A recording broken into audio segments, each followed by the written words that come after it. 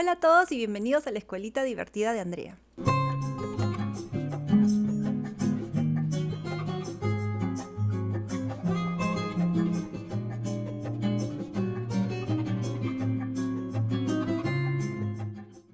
Hoy día quería conversarles un poco sobre cómo había sido mi primera experiencia enseñando inglés, cómo me había adaptado a la escuela a enseñar inglés siendo yo una persona que estudió psicología, no educación. Y además quería contarles también un poco cómo había sido mi experiencia aprendiendo inglés en la escuela, que creo que también es muy valioso compararlo y aportar lo que funcionó y lo que no funcionó de esta experiencia.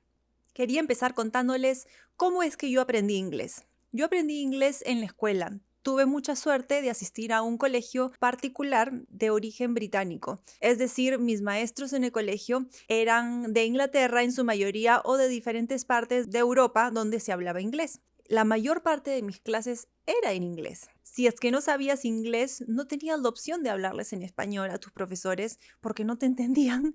Entonces era como adaptación. En mis videos anteriores siempre he recomendado que intentemos en la medida de lo posible que nuestra clase de inglés sea 100% en inglés. Muchos de ustedes me han estado preguntando, ¿y qué tal si son muy pequeños? ¿Qué tal si ya son adultos? ¿Qué tal si no saben nada de inglés? Y siempre hay un pero, digamos, ¿no?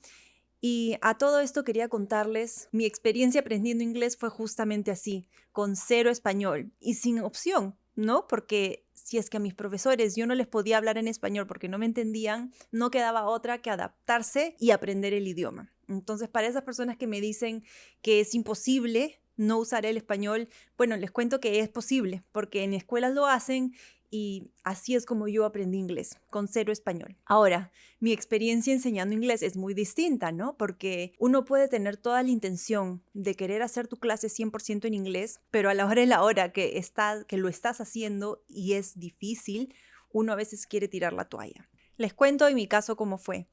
Cuando yo empecé a enseñar inglés, la coordinadora de la escuela nos dijo, la clase tiene que ser 100% en inglés. Y yo decía, ok. Empecé a hacerla 100% en inglés y mis alumnos no conectaban de la manera que yo quisiera. Y yo pensaba, claro, si no le estoy hablando en su idioma nativo, lógicamente no van a conectar conmigo de la misma manera. Entonces hacía como un mix, un poco inglés, un poco español. Esta coordinadora entraba a mirar las clases de todas las maestras de inglés de la escuela cada cierto tiempo y siempre me daba el mismo feedback. Me decía, Andrea, estás hablando español, tu clase tiene que ser 100% en inglés. Y yo le decía, es imposible. Y me dijo, no, creo que lo que me cambió la vida a mí fue que me invitó a observar la clase de una maestra que tenía mucho más experiencia que yo y sentarme a ver cuáles eran sus técnicas, ¿no? Fui a ver esta clase y la verdad es que me cambió, de verdad que me cambió la vida, la percepción de cómo podían funcionar las cosas. Me di cuenta de varias cosas que hacía esta maestra. Número uno, efectivamente no hablaba nada de español. Mis alumnos en ese momento eran primero de primaria. Sus alumnos eran preescolar, es decir, eran aún menores que los míos y con un inglés aún más básico. Y aún así, ella hablaba cero español y sus alumnos estaban conectadísimos con la clase, estaban felices. Definitivamente la conexión no era solamente con el contenido, sino una conexión emocional también, digamos, con la maestra que era, pero súper, súper linda y súper cariñosa, ¿no? Noté que en sus estrategias habían ciertas cosas. Número uno, era muy expresiva con su voz, con su cuerpo, con sus expresiones, con los objetos que utilizaba, ¿no? Digamos que si estaba explicando algo, no iba a estar con las manos vacías, iba a tener cosas a la mano que pudieran ayudarle a explicar lo que estaba diciendo, ya sean tarjetas, quizás objetos y demás. Y así los niños, por más que posiblemente entendieran 30%, digamos, de las palabras que ella estaba diciendo, el otro 70% estaba rellenado por todas esas expresiones que hacían que los niños estén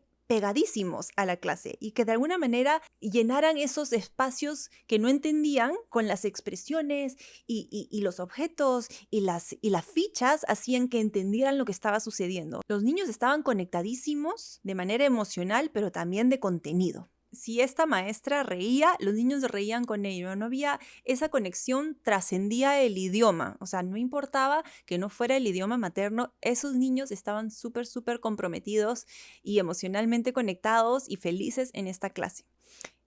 ahí es donde me di cuenta de algo. Enseñar inglés no es lo mismo que enseñar español, más aún si es que los niños a los que enseñas hablan español, porque cuando tú enseñas español o tú enseñas un curso en español, ellos te entienden lo que estás diciendo. Entonces tú puedes contarles así de una manera amena, ¿no? Alegre, lo que les estás enseñando y ellos te van a entender. Pero con inglés ellos no están entendiendo todas tus palabras. Entonces, esa manera regular de hablar, de enseñar, no es suficiente. Tú tienes que meterle todo ese extra, todo ese otro 70% que haga que los niños entiendan lo que está pasando. Y eso va a estar en tu expresión corporal, en tu expresión facial, en los materiales que vas a utilizar y en todo lo demás. Definitivamente es una clase totalmente distinta y ahí es ahí donde aprendí que mi clase no es como la clase español. Mi clase es distinta, es una clase de inglés. Y me propuse cambiar mi estrategia. Obviamente fue difícil y no fue de la noche a la mañana tampoco.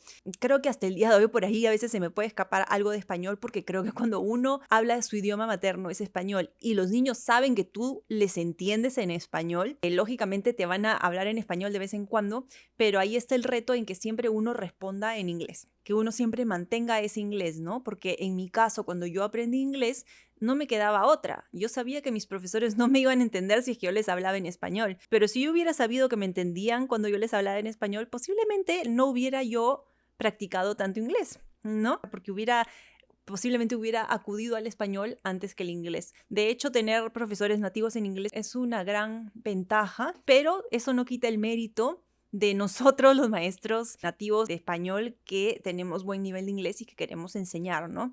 De hecho, es un reto distinto, pero no imposible. Y creo que con esfuerzo, juntando todas estas estrategias, ser consciente de tu clase, ¿no? Al final de tu clase, evalúa cómo hiciste. Mírate a ti mismo. Si es que puedes grabarte, grábate y obsérvate. ¿Qué pudiste cambiar? ¿Qué pudiste hacer mejor? ¿Cómo pudiste expresar algo de una manera mejor? Observa si es que tienes permitido grabarte y observar, digamos, cómo están conectados los niños contigo, cómo puedes mejorar esa conexión. Es muy valioso. Y finalmente, cuando tuve que volver a aprender inglés, fue cuando me mudé a Estados Unidos. Yo en estos momentos vivo en Estados Unidos y tú me dirías, Andrea, pero tú hablas inglés, ya no, ¿cuál es el problema? No, pero una cosa es saber inglés y enseñarlo, de hecho, y otra cosa es tener que vivir en un país donde todo el mundo habla inglés. Y en mi caso, en la zona donde yo vivo, casi no existen personas que hablen español. Entonces, en mi trabajo, que empecé a trabajar, pues no quedaba otra. Todo el mundo hablaba inglés y no solo inglés, sino inglés así, pues súper rápido, ¿no? Con jerga,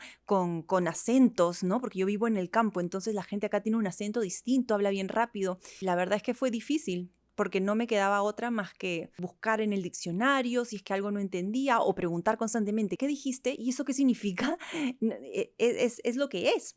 Entonces, eso va también para las personas que me dicen, cuando son adultos es más difícil que sea todo en inglés. No, al contrario, son adultos y tienen esas herramientas para preguntar, para buscar, para vérselas por sí solos, ¿no? O sea, no son niños que dependen 100% de ti, son personas independientes que pueden ellos mismos, si es que algo no entendieron, buscarlo, leerlo, preguntar, etcétera, etcétera.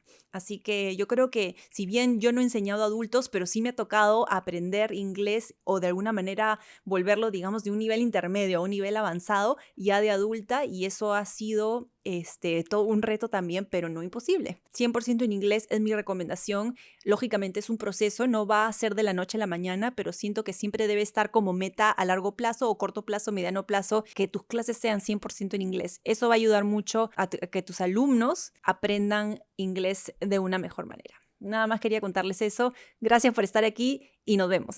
Adiós.